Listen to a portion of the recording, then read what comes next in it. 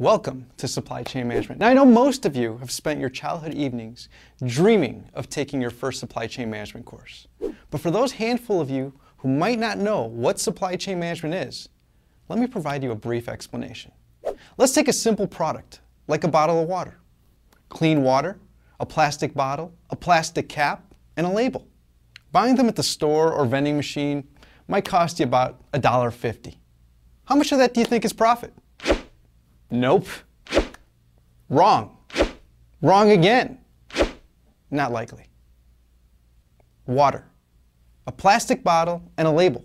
That couldn't cost more than 50 cents. And if you buy them in bulk, how could each bottle not give you at least $1 in profit? Seriously.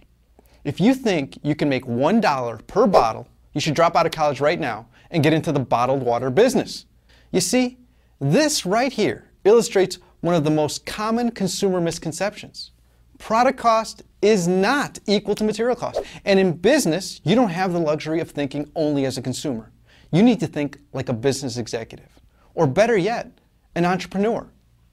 So, in order to figure out where all that profit went, we need to imagine what it took for that bottle of water to get into your hands. First, you need to negotiate the purchase of the empty bottles and caps. Those bottles will be much easier to transport if they're in boxes. We'll need to shrink wrap those bottles so they don't fall out of the box. We can move a whole lot of boxes quickly if they're all put on pallets. In order to move the pallets, you'll need a forklift, which means you'll need a forklift driver. That forklift will then take the pallet and put it into a truck, which will require a truck, driver, fuel, and insurance. Also, you'll need a label for that bottle of water. Therefore, you need to design the label, print the label, and get the label shipped to the plant. Another truck, driver, more fuel, and insurance. Our water bottling plant won't be free, and neither will the energy it uses. In our bottling plant, we'll have employees and bottling machines, and let's not forget the day-to-day items like light bulbs, garbage bags, machine parts, janitorial supplies, toilet paper, and anything else that will be used at the plant by the employees. Oh yeah, and we'll also need access to the drinking water. Machines will then purify the water. Other machines will bottle the water and affix the labels to the bottles. And still, another set of machines will box, shrink wrap, and then palletize the bottles. In order to move those pallets, again, you'll need a forklift, which means we'll need another forklift driver. That forklift will then take the pallets and put them into trucks headed to the distribution centers. And, as we've seen, those trucks will require drivers, fuel, and insurance. Those distribution centers will also require employees, forklifts, and energy. From the distribution center, they'll head out to retail stores on still another truck, which will require a driver, fuel, and insurance. That store will need employees to unload the truck, stock the bottles of water on the shelf or refrigerator. If you have a refrigerator, you'll of course need energy. If we want to secure our stock, we may get a security guard or a security system. And of course, the store will likely get insurance. Also, imagine the costs associated with returning and replacing bottles that are damaged. Oh, and for some reason, even bottles of water sometimes have 1-800 numbers, which means you'll need a staffed call center to answer the customer's questions about your bottle of water. Wow! All those materials, boxes, people, machines, buildings, energy, fuel, and vehicles, they cost money. Those things weren't free, and they probably weren't used efficiently, and it's likely that several bottles didn't survive the journey to the consumer. Oh, and by the way, the employees at the water company, you know, the ones that work in finance, accounting, marketing, human resources, and IT, they want a paycheck too.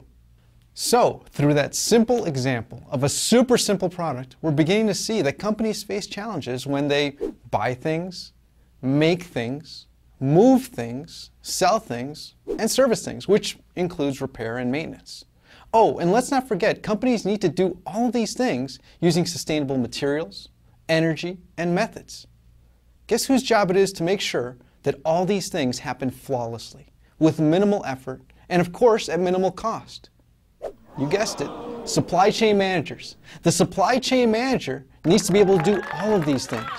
They need to give the customer the product they want, when they want it, as often as they want it, for a reasonable price, while still managing to make a profit. This requires world-class skills and knowledge in the study of supply chain management.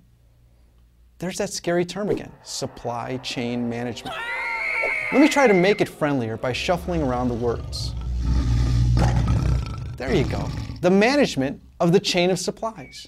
For some reason, that just seems a whole lot easier to understand, doesn't it? But it also helps us understand the complex nature of supply chain management. I mean, the management of the chain of supplies. Now let's think of other products and what their supply chains might encompass. Hamburgers, sweaters, coffee, tables, cars, and airplanes.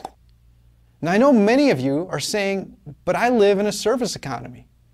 I won't be manufacturing anything. Wrong again. As of 2008, the US was still the #1 exporter of manufactured goods. Okay, maybe not for long.